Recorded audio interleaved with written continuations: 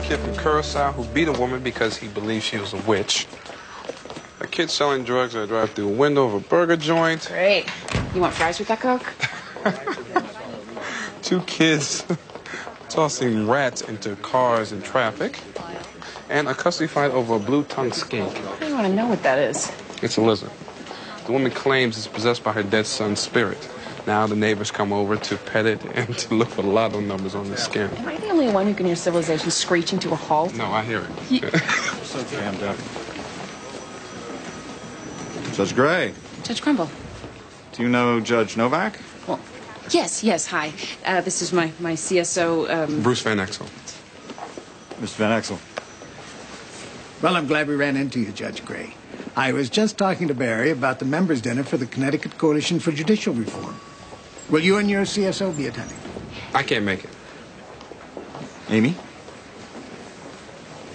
We could use more judges from family and juvenile.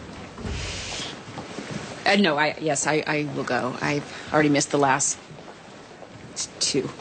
Great. Want me to drive? Oh, we're going together? Well, I live near you. You know where I live? Yes, of course you do. So I'll pick you up tomorrow night. What, 7? 7 sounds great. Nice to meet you, Mr. Van Exel. Judge Crumble, Judge Novak. Did he just ask me out?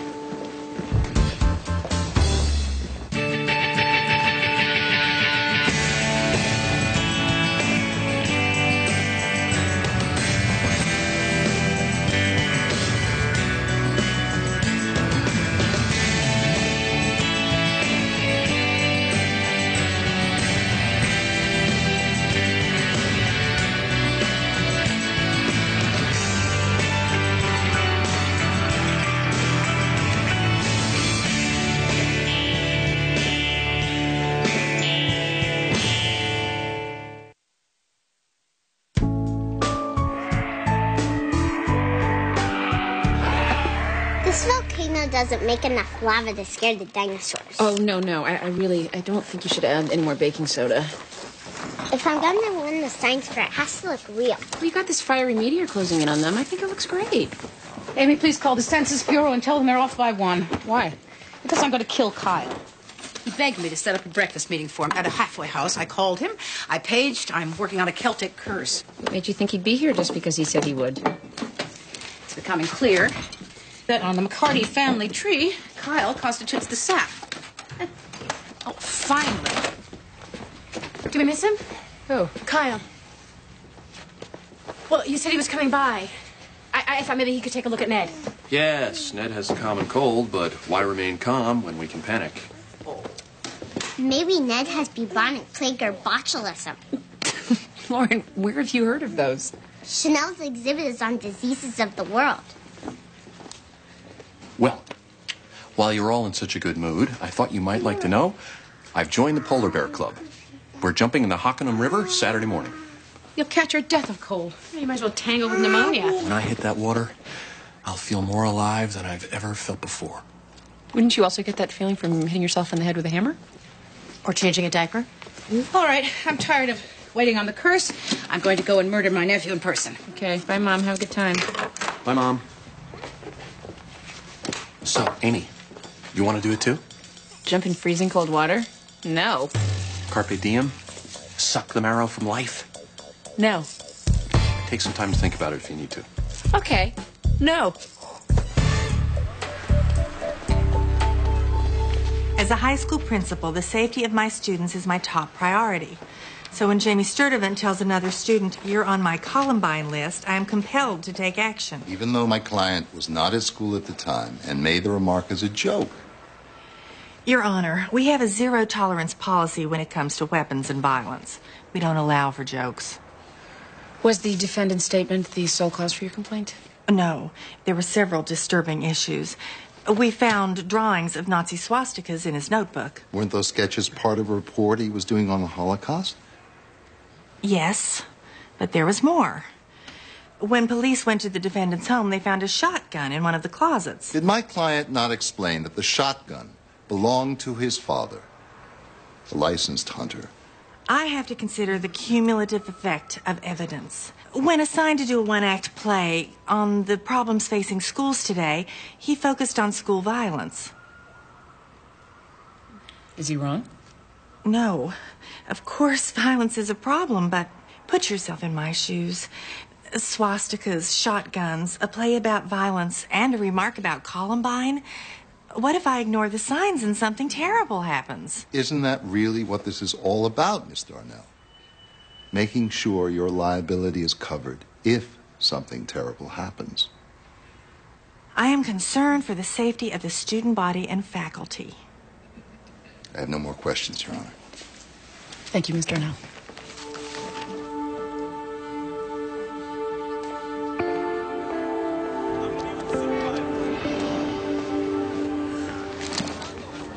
Welcome to Teen Harbor. How may I help or assist you?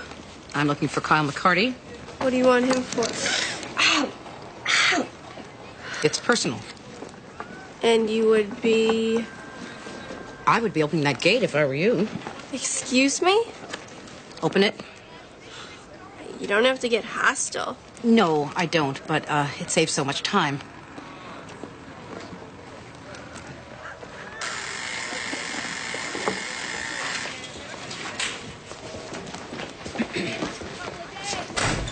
Maxine, what are you... Oh, my God, the halfway house thing. Exactly. I totally forgot. This kid has a job interview and needed me to coach him. It's bad enough you stood me up, but I had to make excuses for you to a very cranky halfway house administrator. They tend to start out cranky. I apologize. I got wrapped up in this. I could set up another meeting. Hey! I know that boy. Hey! Open this stupid gate. You mean Mouse? What's the matter?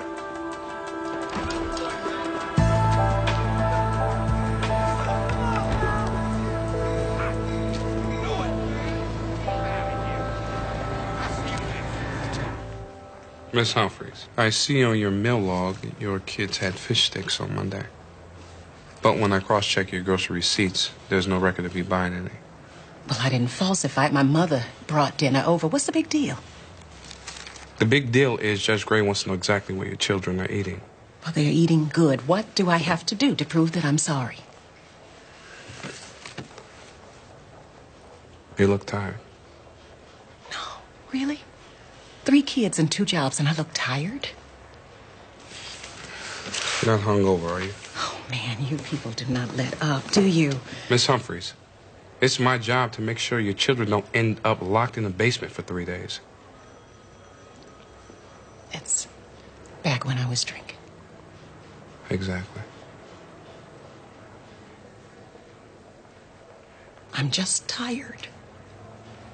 That's all.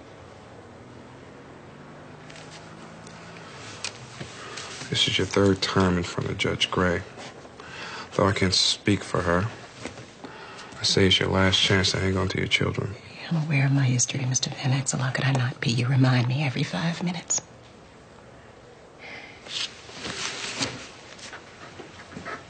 I want my children too much to start drinking again. Then I'll see you back here on Friday.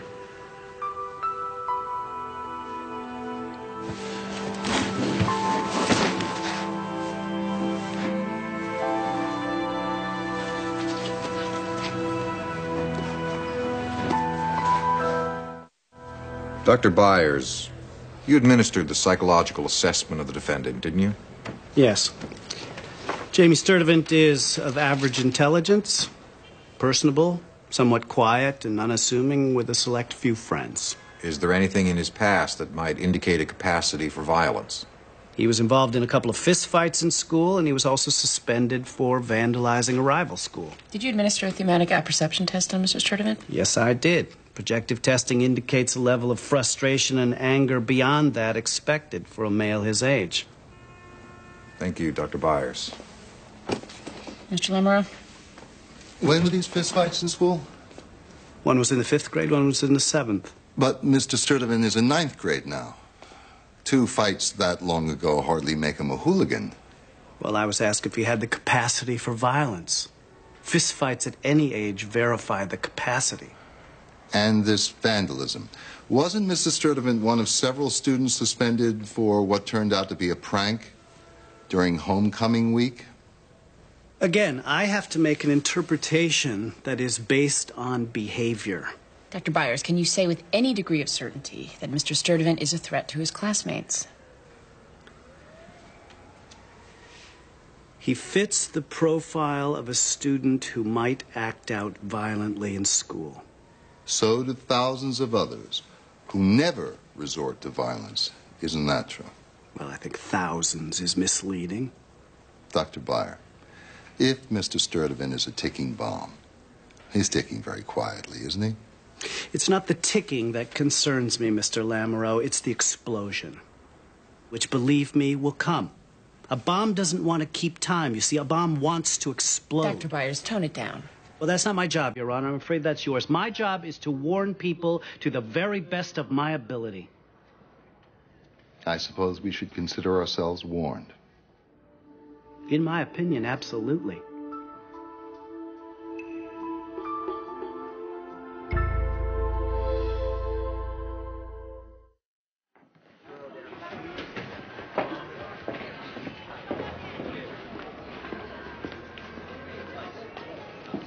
Hello?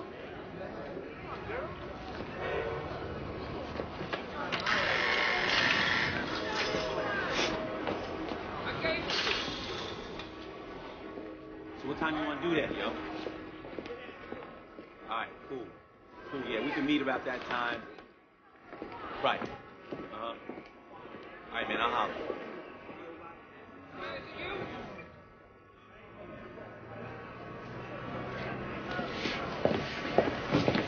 Can you tell me where I might find Eric Black? Who? Mouse. Yeah, I can. For $1. How about this, hairdo? You tell me where he is, and I won't throw your bony ass out that window. Try the vending machines. Thank you so much. I'm Brian Whitaker, program director. What seems to be the problem? There's no problem. I'm looking for a boy named Eric Black. His street name is Mouse. May I ask what your business is? Yes, I'm Maxine Gray with the Department of Children and Families. He's run away from his foster home, and I'd like to find out why. Well, I can certainly tell him that you were here. Whether or not he'd like to speak to you is up to him. I'm sure you can find your way out. Mr. Whitaker, I'm very concerned Eric is living on the street. I appreciate that. The Teen Harbor is an outreach program whose success depends on the kids' willingness to trust us. If I were to take you to Mouse, it would seem to those kids like he was being busted. Frankly, most of them come here to get away from that. Would it help to know that I'm Kyle McCarty's aunt? No. And I would appreciate it if you'd leave. Mr. Whitaker, I see children making out. I see children sleeping. They need more than just a place to hang around. Teen Harbor is a privately funded, nonprofit organization. DCF has no jurisdiction here. And with all due respect, if DCF did its job, places like this wouldn't need to exist. Now, if you leave me your name and number, I'll be happy to let Mouse know that you'd like to speak to him. I can't see how letting a boy live on the street can do anyone any good at all. If you're not coming to the banquet because you're seeing Andrea, you can always invite her to come along. I was going to see Andrea, but I had to postpone. One of our neglect case mothers has me worried, so I'm going to stick her out. Don't you have people to do that? Yes, me. So you canceled your second date. It's a very bad sign, my friend. She understood. Okay. Olivia Humphrey's back in court Friday. I have to know if she's drinking again. I said okay. What would you do? I would invite Andrea to come along. To freeze to death in a parked car? Well, she'll say no, but at least you'll know you're not blowing her off. Well, if she says yes. Then, she's either hot for you or dangerously psychotic. On my luck, it'll be both.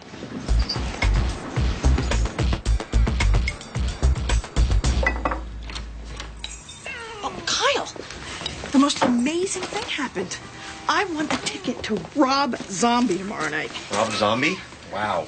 At a grocery store raffle. Isn't that incredible? I suppose in some perversely hideous way it is. Why do we have truffles and water chestnuts, no actual edible food? I only have one problem, and I hate to ask you, but I would forever be in your debt if you would do this for me. I think I feel a note coming on. Could you babysit Ariadne? Yep, there it is now. Mrs. LaRusso's out of town, and I've asked everybody else, and it's Rob Zombie, Kyle. You're my last chance. I'm sorry. Where is the peanut butter? In the freezer. Vincent used to babysit Ariadne all the time. Vincent is a very good man. He just loved Ariadne, and so would you, if you just spend some time with her. It's not a good idea for me to be around babies. I'm an addict. Her father's a murderer. It's an improvement. Donna, if you ask me to do something and I'm not free to decline without guilt, we have a relationship based on fear and obligation. Well, okay. Is that what you want?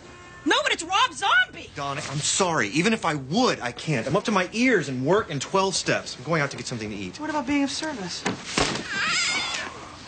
Not on that step yet.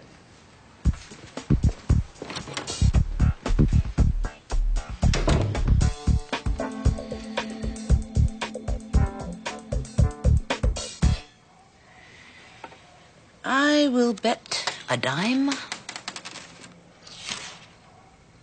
Kick a nickel. Are you paying attention? I didn't take any cards. That means I probably have at least a straight. Most of poker is paying attention to what the other guy does. Make it a dime. All right. It's your money. Full house. Aces over jacks. Thanks for coming out. Your daughter is scamming me again.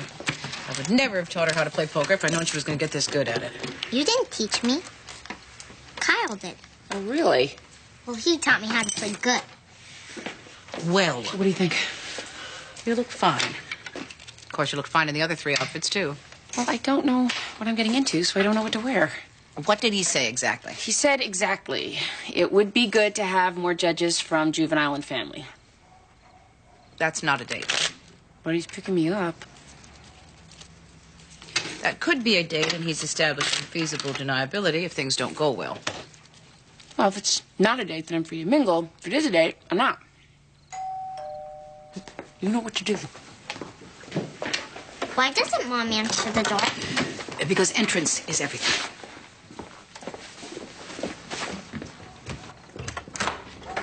Hey! It's Kyle! Maxine, can I talk to you for a minute? You don't have to ring the bell. You know your family. I'll let you be the judge of that after we talk. Honey, go upstairs and tell your mother that it's not her date, or whatever he is. Tell her she can hold off on the grand entrance.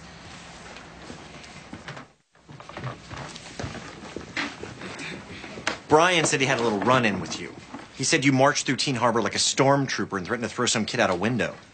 Oh, I probably wouldn't have done that.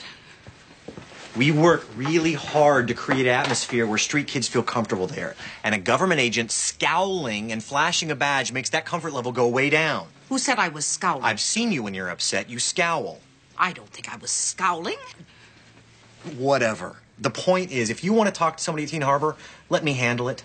I've only been there a couple of weeks. At least let me get some seniority before you come in like some gunslinger in a saloon. Hey, you guys. Can you guys argue somewhere else? Barry's going to be here any minute. Oh, game of politics, huh? Trying to impress a big shot judge? No. So it's a romantic thing? Don't even try and figure it out, Kyle. That boy I saw the other day that you called Mouse. Yeah?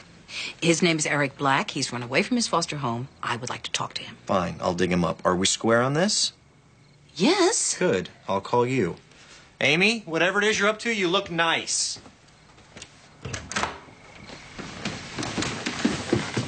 Nice. I better change. If you're going to all this trouble, let's just officially declare the thing a date. Let's go. It's your deal. Yes, it's under Van Exel for 2. Okay, great, thank you. I pushed our reservation back 2 hours. You want some more coffee? I would like to pour this on my feet right now. They're freezing. I'm sorry. Oh. You want to get under this? Wait a minute, you've had this the whole time? Why didn't you say something? I thought you would think I was trying to get you under a blanket. Oh,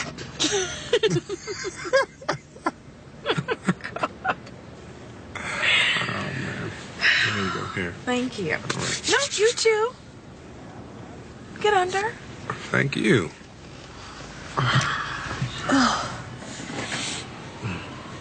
See? You show a girl a few amenities on a stakeout and you get rewards. Have a Powerball we can split. Oh, no. I'm not ruining the steak and lobster you're buying me after we nail your alcoholic. Steak and lobster. Yeah. Sounds expensive.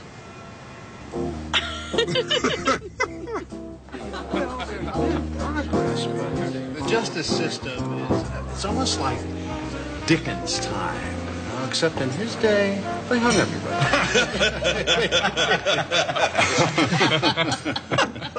I'll give you an example. Since lawyers can't be hypothetical in court, they love to be hypothetical at dinner. A kid kills his abusive old man the day before his 16th birthday. Gets counseling. Everyone weeps for him. Exact same kid kills his abusive old man the day after his 16th birthday. He gets the chair. Now, is that fair?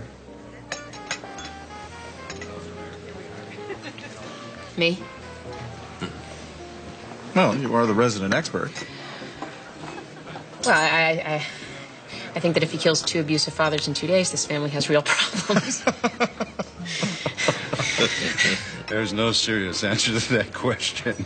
That doesn't make my point. Well, I don't like to pontificate on the justice system over chocolate cake. I believe it's gateau mousse. It's a fair question, Aaron. I'm not sure it is a fair question. Not the way you put it, I mean. Oh, seeking refuge in semantics. I do that in court when I need to stall for time. The beauty of juvenile court, Mr. Hackett, is that each case is judged on its own merit, unconstrained by precedent or mandatory sentencing the way adult court is. It may be a little bit more complicated than what you're used to. And you can dress it up any way you want, but I know chocolate cake when I see it. Sylvia, well, why don't you and I start an affair immediately? I'd like to, Barry. Really, I would, except that I'm currently married to Bill. You dating anyone? Free as a bird.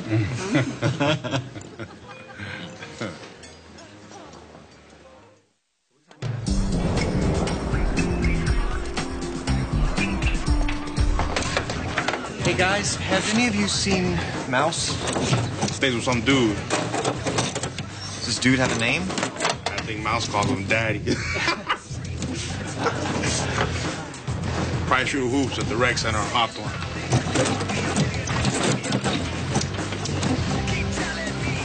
Day 226, the surviving crew, cold and hungry, stoically faced a terrible resolve. That night they would feed off of human flesh. You want to split that power bar? I want all of that power bar. How about half? And I promise we leave in 10 minutes. Okay, but I only hope half is enough to stave off delirium. Okay, fine.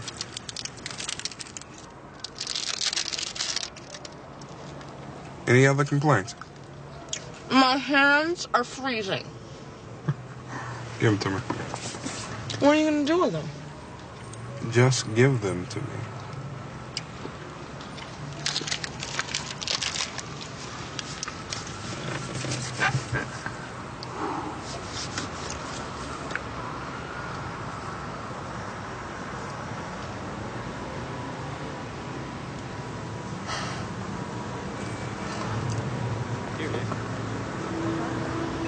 There she is.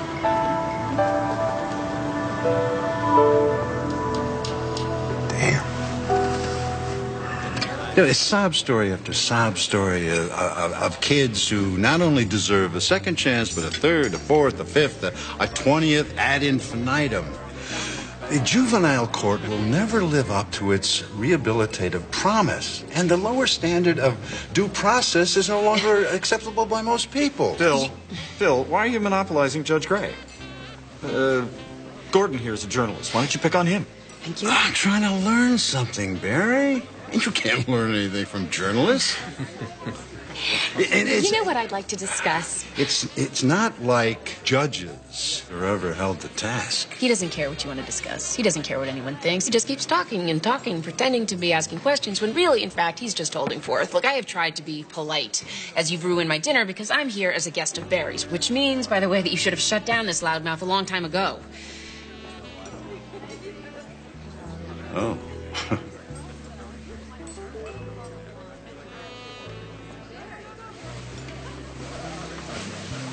Would you care for this dance?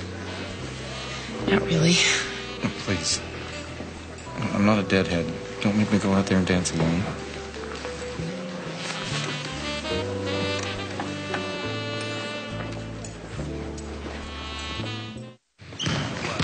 Church stonewall the skins. Down to the final buzzer. Pivots lead. Score! Nice shot. Okay. Time to hit the showers. Get something to eat. Hey, Mouse. I need to talk to you for a second. Who's that? Guy from Teen Harbor. I don't like you hanging out at that place. Maybe you could take your shower alone and let Eric and I talk. I'll wait. Guess you would.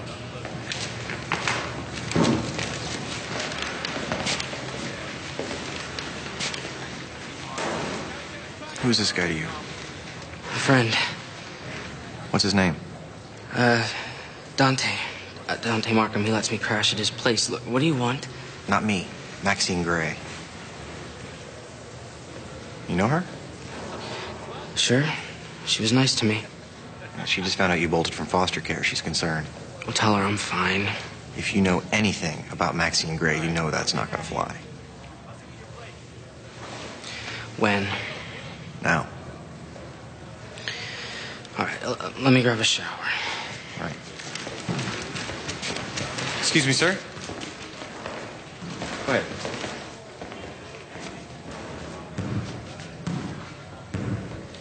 I don't think you really need a shower. Oh, I think I do.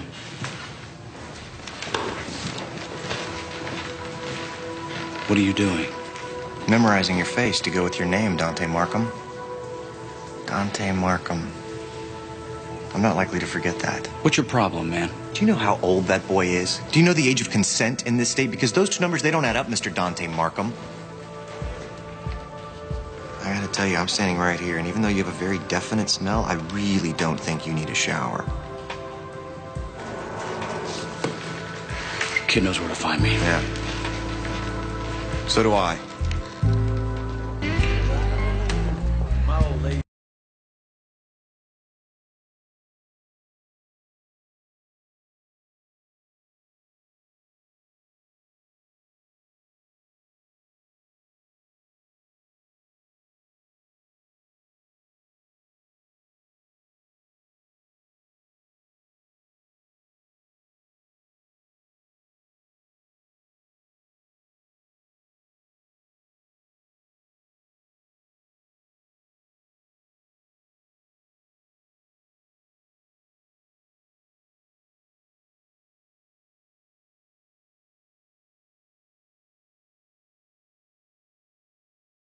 Same as you. I'm on a date.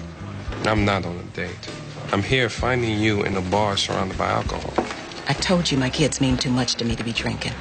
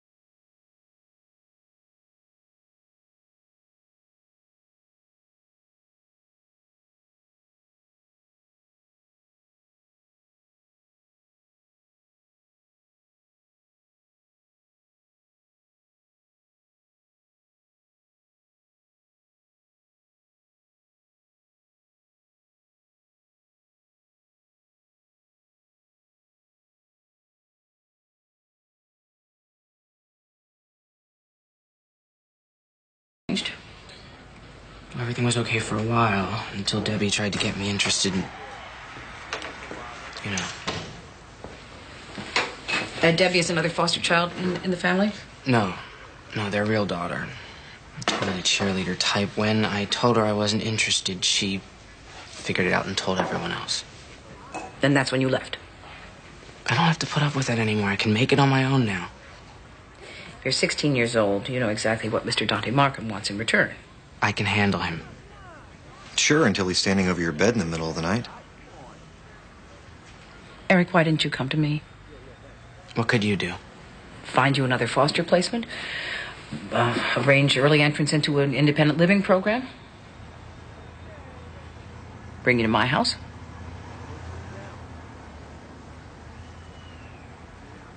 You said that was against the rules. It's also against the rules to run away from your foster family and move in with a sexual predator. It would only be until we found you a better situation. Bonus? No one at Maxine's house is going to force you to take showers with him. Who decides if the situation is better? You do.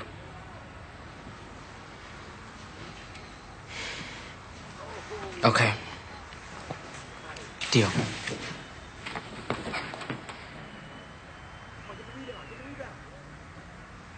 Oh, dear. I'm kidding. Kyle, I told your aunt this afternoon to stop hassling people here at Teen Harbor. She came as my guest. Well, you're here after closing time. The doors are locked at 10 o'clock, no exceptions. We'll talk about this in the morning. Come on, Maxine, we'll go out the back.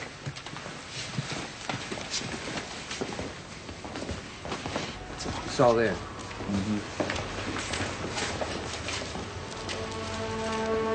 Hey!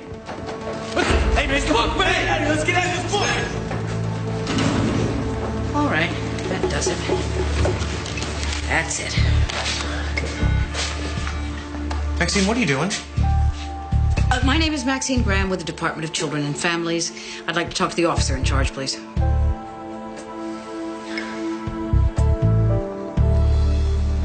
Well,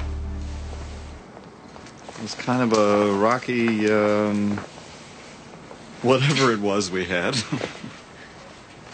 Well, it wasn't a date, because on a date I'm very charming. I even flirt a little bit.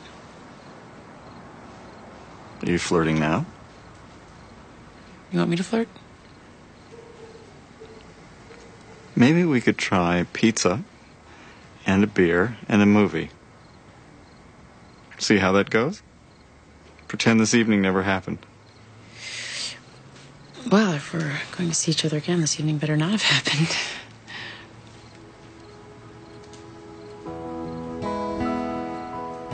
Good night.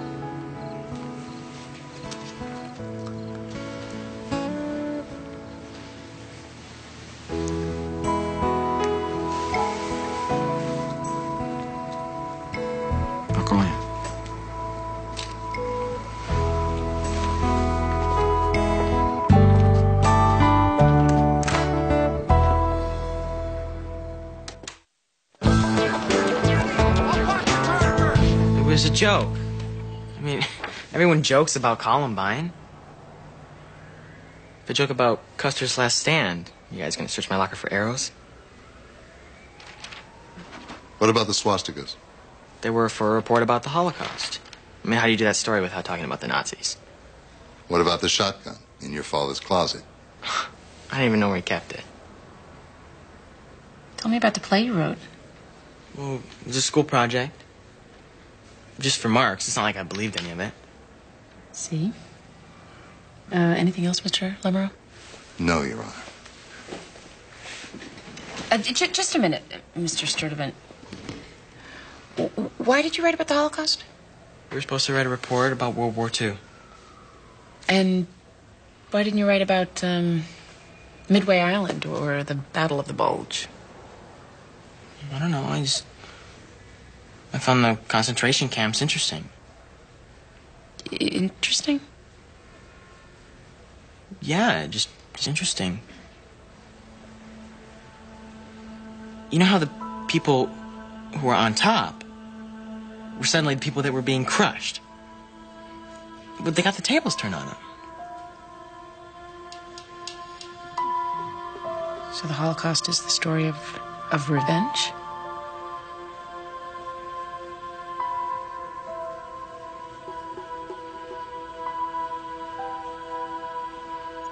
Yeah.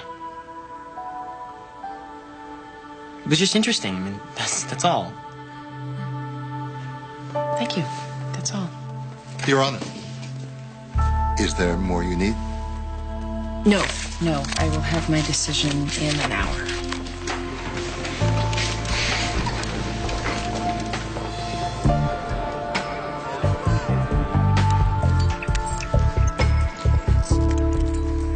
A police tape usually means stay out. What are you doing here? Looking for you. Why? I've felt the need to explain my actions. Not to apologize? Definitely not to apologize. Why are you picking that lock? I don't want to get in. 2 things I learned in my drug days. No means yes, and closed means open. Why do you want to get in? Remember that kid I stood you up for the other morning? I'm trying to help him get a job. There are resumes, letters of reference. He still needs that stuff if he wants to change his life. It's a good idea, you know, Teen Harbor. It's a good idea, which you shut down. Teenagers need discipline. They crave borders and structure. The way Teen Harbor was being run, they weren't getting any of that. It's that simple, huh? No, nothing is that simple, Kyle. Nothing is abstract or obtuse or fascinating or gray or worthy of literature. Teenagers are narcissistic, addiction is exciting, and responsibility is boring. You were enabling them. Fine. You're right. This place had problems, but these kids, they're clinging to their last rung. You think shutting this place down is really the best option? Dealing drugs, a place to hang out, a place to avoid the police, and your boss, what's his name? Ryan Whitaker. In complete denial. Yes, I believe shutting down Teen Harbor was my only option. So some throwaway kid finally gets the nerve to reach out, and he shows up to find police tape and a lock. Now say that kid's name is Eric Black.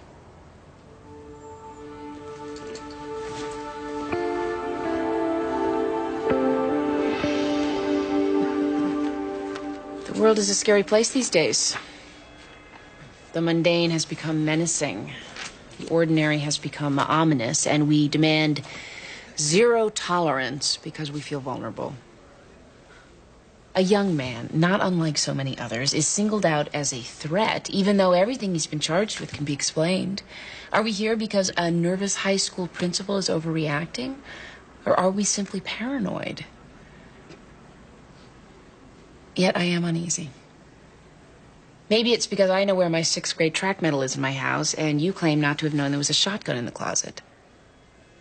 Maybe it's because in the play you wrote, the hero murders the bullies who picked on him and gets the girl. Maybe it's because you find the Holocaust interesting as a cautionary tale for those on top. An example of vengeful justice. There's too much revenge swirling around you, and I think that does make you a threat. Therefore, the motion to transfer to criminal court is granted, and you will be held in custody pending trial.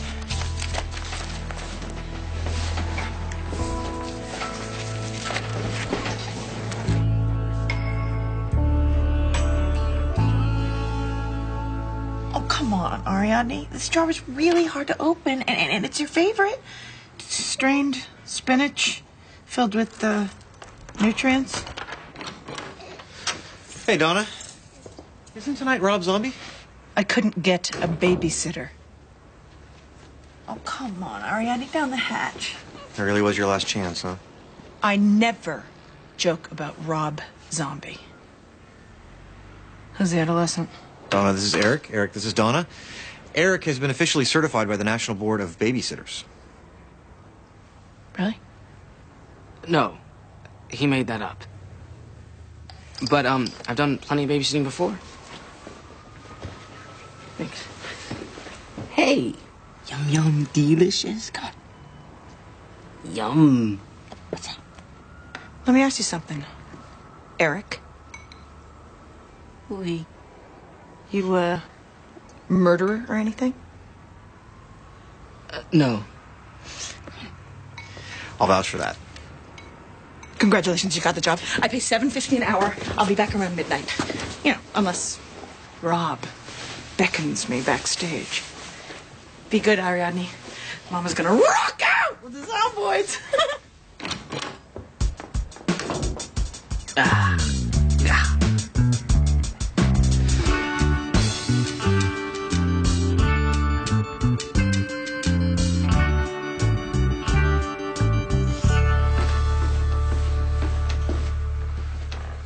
What are you doing? The T-Rex's arm broke off. I'm waiting for the glue to dry. Am I argumentative? Yes. How can you say that? Okay. Is that a bad thing? I don't know. How do you not know? Well, I've learned the value of not knowing.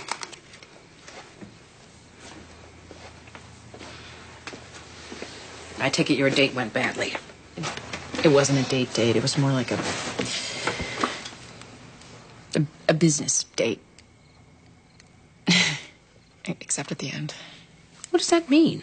A business date? That doesn't mean anything. I'm not even sure how much I like him. He's so arrogant and so Republican. Your father was a Republican. He was not. Mm-hmm. He was? How did that work? We didn't discuss politics. What did you discuss? Everything else. And then there'd come the time of day when we both stopped talking. Mother. Oh, Amy. Hey, I just want to remind you, I'll pick you up 6 o'clock tomorrow morning. Why? For the polar bear swim. Peter, I'm not going. Eat something hearty. Oh, or better yet, we'll go for pancakes. Stoke our furnaces. I have no intention of participating in your midlife crisis ritual. Here, smear this all over yourself. It'll keep your heart from stopping during that first mighty jolt. I have no intention of smearing that anywhere. Oop, I gotta go.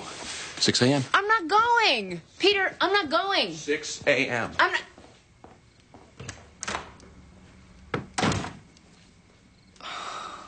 I think your bathing suit is down the basement. You ever wonder what happened? To what? Just sitting around, minding their own business. Suddenly this meteor hits or this volcano erupts and poof. They never even saw it coming. What if they had? I mean, there's no real advantage in seeing it coming, Amy. You just smear your body with grease and hope your heart doesn't stop.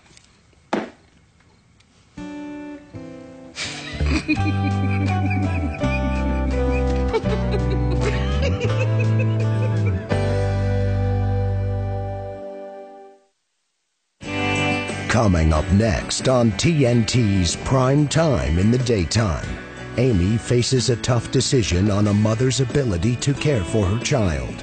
Don't miss the drama of Judging Amy, next on TNT.